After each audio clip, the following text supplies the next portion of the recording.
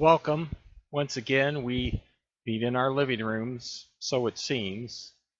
But in God's eyes, we are joined in spirit wherever we are. Jesus told the woman at the well that the day would come that true worshipers would worship the Father, not necessarily in a place, but in a spirit of truth. And here we are, with the truth of His Word being preached and being received in the spirits. So I'm so glad you've joined us. I have a few announcements to begin with.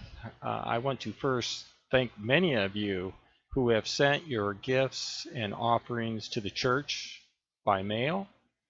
This is very much appreciated. Though our world is on pause, the bills are not.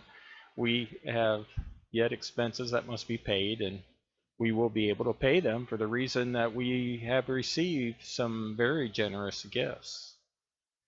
This to me is such a blessing because this tells me that even during times of uncertainty where some of you may not even know where the next paycheck is coming from, that you are trusting God, and your faith tells you God is in control. And that has been our theme in our current sermon series. For such a time as this, we need to be looking out for one another.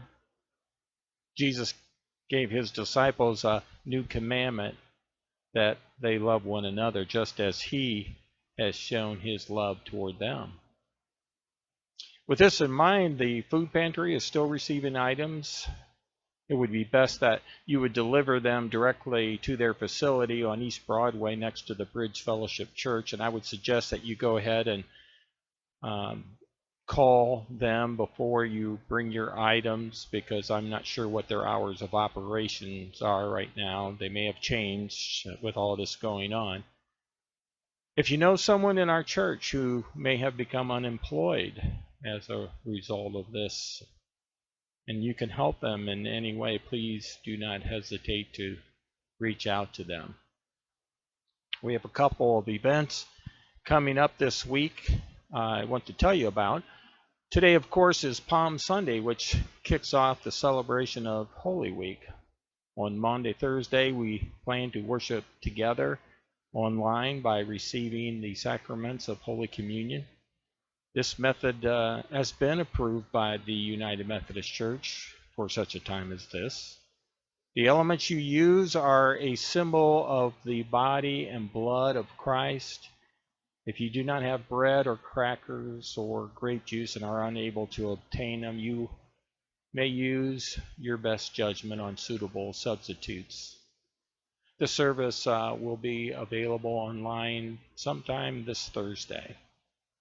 Now, while we are Christ followers and we believe we should obey our authorities, what do we do with a stay-at-home order on the most holy of all days, the day we celebrate our Lord's resurrection and His victory over sin, over our sin? Well, I have good news. We have received permission from our local police department and the mayor of North Baltimore to gather on Easter morning in our vehicles, in our parking lot, to worship together. Is this not exciting news? Now, to do so, we must comply with the precautions put forth by our local, state, and federal health departments. So you'll be receiving instructions by email sometime this week. So today, in sign of solidarity and unity, let us light our candles together.